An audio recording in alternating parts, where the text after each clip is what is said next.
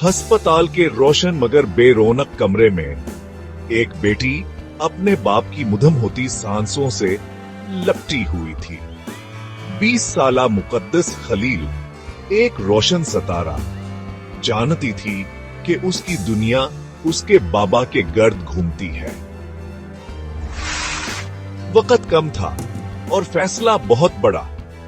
अपने बाबा के बस्तर के पास बैठी उसने उनका हाथ मजीद मजबूती से थामा, अपने इरादे को किसी भी शक व शबा से बचाते हुए। डॉक्टरों ने कहा था कि जान बचाने के लिए जिगर का अतिया जरूरी है, लेकिन खतरा बहुत ज्यादा है।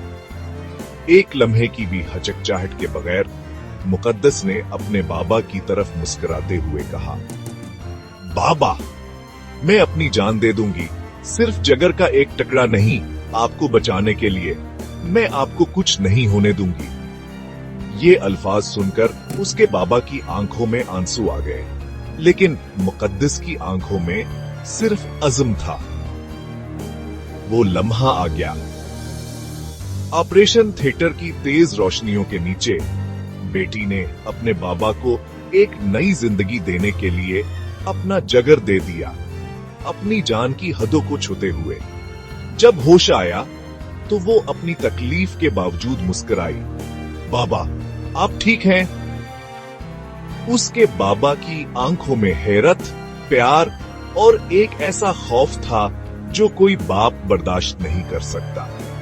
उन्होंने मुकद्दस का हाथ थामा, अपनी कमजोरी छुपाने की कोशिश की, लेकिन वो सब समझ गई। लेकिन किस्मत ने अपना जालिमाना खेल खेला, जैसा कि अक्सर बेटियों के साथ होता है। कुछ दिन बाद मुकद्दस की सांसें भारी होने लगे।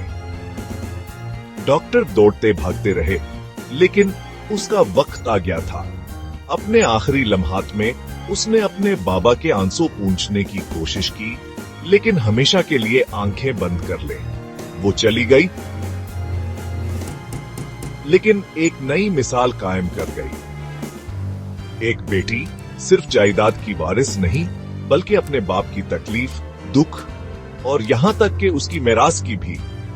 अस्पताल के कमरे में उसके बाबा की चीखें गूंज रही थी, मुकद्दस, आंखें खोल, देख, मैं ठीक हूं, तेरी कुर्बानी रायगा नहीं गई, मेरी बच्ची, मेरी मुकद्दस। लेकिन मुकद्दस की रूह एक नूर बन गई थी, एक ऐसा नूर जो हर बाप की दुआ में हमेशा जिंदा रहेगा। अल्लाह पाक मुकद्दस का दर्जा जन्नत में बुलंद करे। आमीन, आमीन।